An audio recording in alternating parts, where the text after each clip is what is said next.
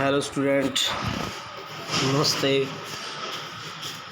मैं आज आपके लिए लेके आया हूँ क्लास 10 से रसायन विज्ञान। इसमें मैं आपको बताने जा रहा हूँ रासायनिक अभिक्रिया और रासायनिक परिवर्तन। तो सभी बच्चे देखेंगे रासायनिक अभिक्रियाओं के परिवर्तन कितने प्रकार से होते हैं। ये परिवर्तन दो प्रकार के होते हैं बेटा। नंबर एक भौतिक परिवर्तन और दूसरा रासायनिक परिवर्तन। ठीक है, तो भौतिक परिवर्तन में देखते हैं भौतिक परिवर्तन होता क्या है। आपकी स्क्रीन पर बेटा दिया हुआ है भौतिक परिवर्तन के बारे में। पानी उबलता है या बर्फ पिघलता है। ठीक है, बहुत शॉर्ट ट्रिक में दिया है हमने आपको। पानी का उबलना और बर्फ़ का पिघलना। अगर पानी उबलता है तो उबलने के बाद कोई नया पदार्थ बनता है? नहीं बनता है। ठीक है, बर्फ़ पिघलता है तो कोई नया पदार्थ बनता है? नहीं बनता, क्योंकि बर्फ़ पानी से ही बना है। तो भौतिक परिवर्तन का जो मतलब है वह यही है कि किसी भी पदार्थ को हम किसी एक ही पदार्थ को कितनी भी तरीके से बदल दें। जैसे लिखा है पानी का उबलना या बर्फ़ का पिघलना, लेकिन कोई नया पदार्थ ना बने, उसे हम भौतिक परिवर्तन कहते हैं। समझ में आया या नहीं आया? संभवतः जहाँ तक कि बच्चों की समझ में आ रहा होगा। जैसे देखते हैं भाप है। ठीक है, भाप के लिए क्या करते हैं हम? तरल पानी है, वापस आने के लिए, बर्फ़ में जाने के लिए।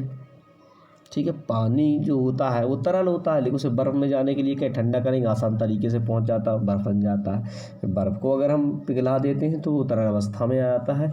सिंपल सी बात है।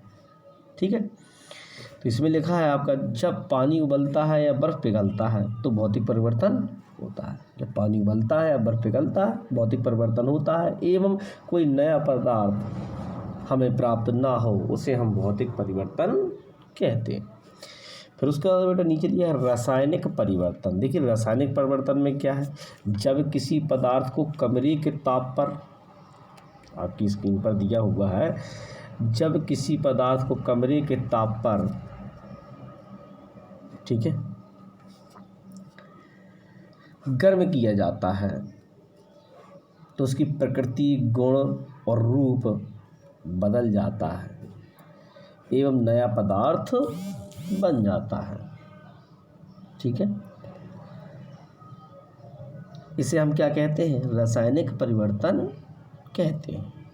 ठीक है, इस प्रकार उन प्रक्रियाएं जिनमें मूल पदार्थ अपनी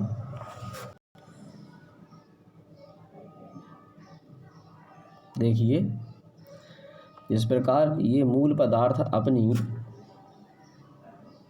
देख रहे होंगे आप, आपकी स्क्रीन पर दिया है, जब किसी पदार्थ को कमरे के ताप पर हम गर्म करते हैं तो वह अपनी प्रकृति, गुण, रूप आदि बदल देता है और एक नया पदार्थ बन जाता है।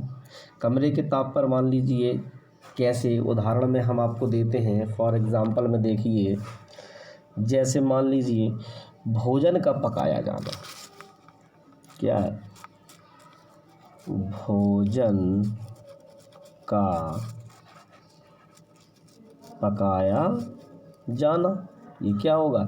ये आपका रासायनिक परिवर्तन, क्योंकि रासायनिक परिवर्तन को हम एक ताप दे रहे हैं। इसे एक ताप, अगर भोजन को पकाना है तो हमको एक ताप देना है, मतलब कोई दूसरे पदार्थ से क्रिया करवानी पड़ेगी। रासायनिक अभिक्रियाओं में क्या होता है कि दो या दो से अधिक पदार्थ जब क्रिया करते हैं तो उसे हम रासायनिक अभिक्रिया कहते हैं।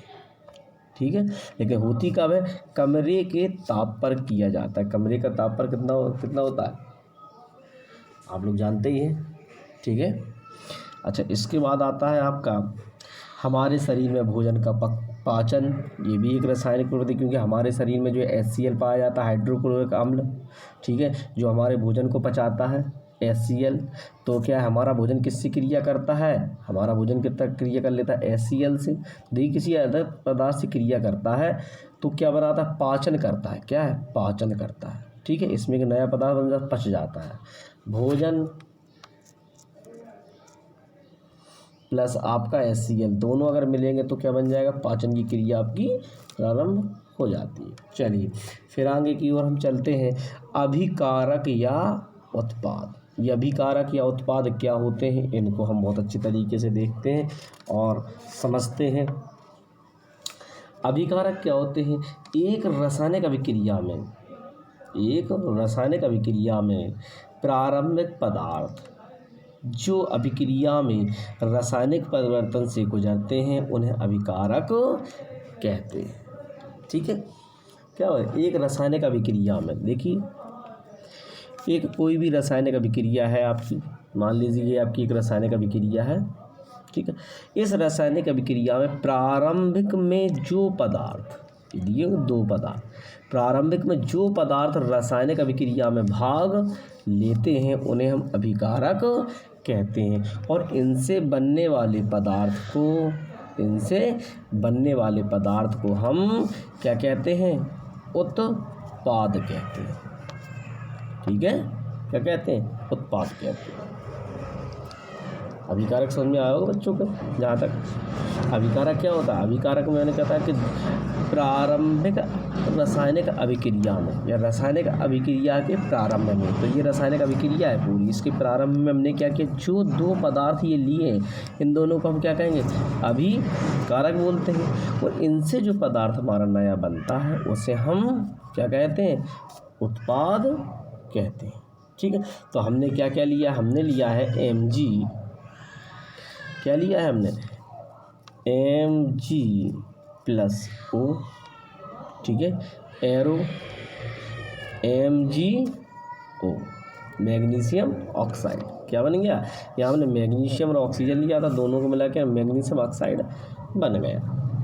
ठीक है, अच्छा इसके बाद बेटा फिर आपका आता है रासायनिक समीकरण। क्या है रासायनिक समीकरण, क्या है, तो सिंपल सी बात है रासायनिक समीकरण की, तो कि जब दो पदार्थों को आपस में मिलाया जाता है उन्हें हम उत्पाद कहते हैं, और उनसे बनने वाले पदार्थ को हम जो दो पदार्थ मिलाए उन्हें हम अभिकारक कहते हैं, और उनसे जो बनने वाला पदार्थ होता है उसे हम उत्पाद कहते हैं। इस पूरी प्रक्रिया को हम रासायनिक समीकरण कहते हैं। ठीक है, समझ में आया। इसे हम क्या कहते हैं, इसे हम कहेंगे आपका उत्पाद, ये होगा आपका अभिकारक, ये होगा आपका उत्पाद, और ये पूरी प्रक्रिया आपकी कहलाती है रासायनिक समीकरण। ठीक, चलिए इसके बाद आपका आ जाता है द्रव्यमान संरक्षण। क्या आता है, द्रव्यमान संरक्षण। द्रव्य मीन्स तरल पदार्थ। ठीक है, और द्रव्यमान जिसमें भार हो, मान कर लो भार, तो ऐसा द्रव्य जिसमें भार हो उसका हमको क्या करना है, संरक्षण करना। ठीक है, तो द्रव्यमान संरक्षण का आपका जो डेफिनेशन आपकी होती है वो क्या आती है कि द्रव्यमान जो होता है ना तो उत्पन्न किया जा सकता है, द्रव्य ना तो उत्पन्न किया जा सकता है और ना ही नष्ट किया जा सकता है। समझ गए, किसी भी रासायनिक अभिक्रिया में द्रव्यमान ना तो उत्पन्न किया जा सकता है और ना ही नष्ट किया जा सकता है।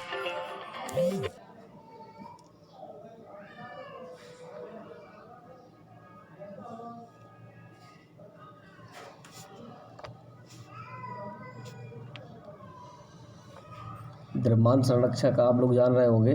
द्रव्यमान संरक्षण का क्या है कि ना तो द्रव्यमान संरक्षण में क्या होता है, ना तो हम द्रव्य को उत्पन्न कर सकते हैं और ना ही उसे नष्ट कर सकते हैं किसी भी रासायनिक अभिक्रिया के दौरान।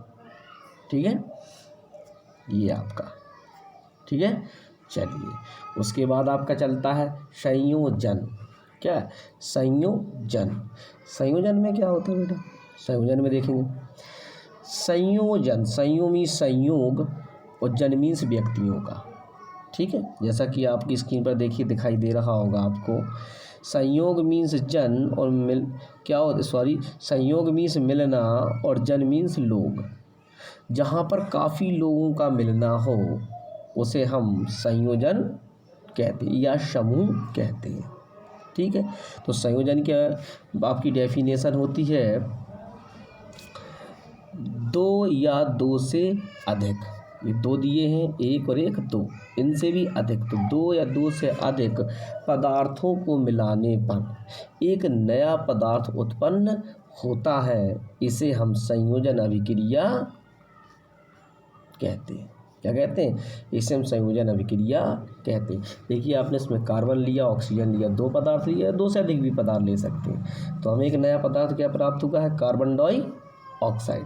तो ये क्या हो गया? संयोजन अभिक्रिया होगा। ठीक है। और इसके आगे आप जानने के लिए अगर जानना चाहते हैं तो इस चैनल को आप लाइक करें, सब्सक्राइब करें। ठीक है। आगे फिर आपके नए वीडियो इसी प्रकार हमारे मिलते रहेंगे।